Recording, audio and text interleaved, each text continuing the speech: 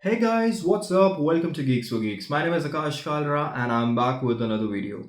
In this video, I'm going to talk about how you can create a perfect portfolio as a content writer.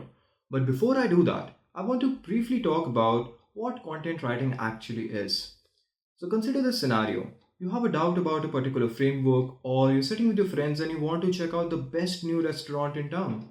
What do? You go up to your phone, type in your query on Google, and you see multiple different websites providing you your answer through the medium of a blog, article, or an infographic.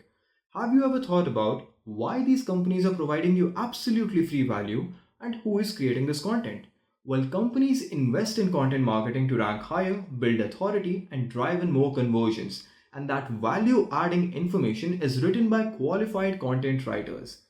So you can build your content writer profile using Geeks for Geeks and earn a good amount of money. Trust me. Find the link in the description to know more about that.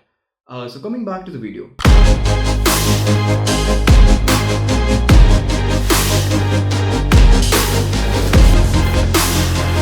Content writers can operate as generalist or niche based writers. However, one thing is for certain, the barrier of entry in this profession is very low. If you can write, you can be a content writer.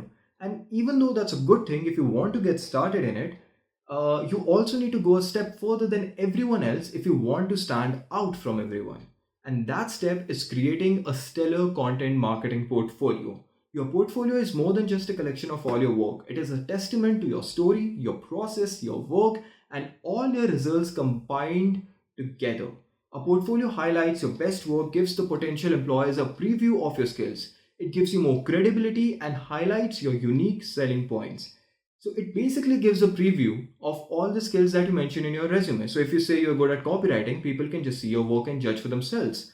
Furthermore, it helps you keep track of all your non-privileged work. Now you know the significance of a portfolio. Let's talk about the key aspects of every content writer's portfolio. Ready? Number one, expertise. Your portfolio should present you as a domain expert with valuable experience. It should be a trailer of your competency, hence, it should only showcase your best work. Keep in mind, all the content on your portfolio should be non privileged commercial work. Content from your personal blog or publication should be avoided. If you don't have any experience, try guest blogging or try posting for different people at pro bono prices and then create a portfolio. Number two, diversity. As a content writer, you have to be a flexible sponge. You should have the ability to understand complex topics and quickly find flexible workarounds to make the most out of any content pillar. Hence, your portfolio should also reflect that. This is ensured by including work from different verticals or different niches within the same vertical. It should have articles, blogs, case studies, white papers, web copies, advertisement scripts, and much more so that the employer knows that you're a diverse writer. Number three, it should tell a story. Your portfolio should include your story, your motivations, your strengths, your deliverables, your results, and your entire journey as a content writer. So include an About Me section where you provide all of this information. Number four, presentation. Your portfolio is representing your entire professional identity, so it has to be visually and aesthetically pleasing. And even though you're applying to be a content writer and not a designer, spending time making your portfolio visually appealing is very important. Number five, testimonials. It is imperative to add your success stories to your portfolio to project confidence. Testimonials are the perfect way to do that. Number six, relevancy.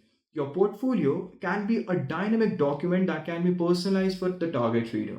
For example, if you're trying to land a client that is operating in the blockchain space, you can add more tech based content onto your portfolio and remove all content from other verticals because those samples would be irrelevant to the prospect. Got it? So now that you know what to include in your portfolio, let's talk about where you can have it and where you can promote it. Number one, Geeks for Geeks. Geeks for Geeks is undoubtedly the best platform for content writers to showcase their work. You need to know Geeks for Geeks has a reach of 10 million readers globally. Now just think about the exposure that you would be getting by writing articles or blogs at this remarkable platform. Not only this, but you also get paid very well for the content you contribute at Geeks for Geeks. And also you're provided with various other exciting rewards and prizes. Moreover, it also builds career opportunities like freelance content writing or technical content writing internships. And you get all of that only at Geeks for Geeks. Number two, LinkedIn. The world's biggest professional platform surely has to be one of the best places to promote your portfolio. You can develop a PDF and have it linked to your personal profile's bio. Along with that, you can replicate your About Me section of your portfolio to the About Me section of your profile. Also, you can include all of the testimonials on your profile. Moreover, getting endorsements from your connections is just the icing on the cake that you need to get. Number three, build your own website. This is probably the most comprehensive solution, but in my opinion, the most optimal one. With tools like Wix and WordPress and more, you can create websites without extreme knowledge about coding.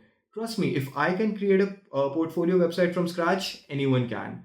But this gives you the options for maximum customizations and minimum dependencies on a third party application. Got it?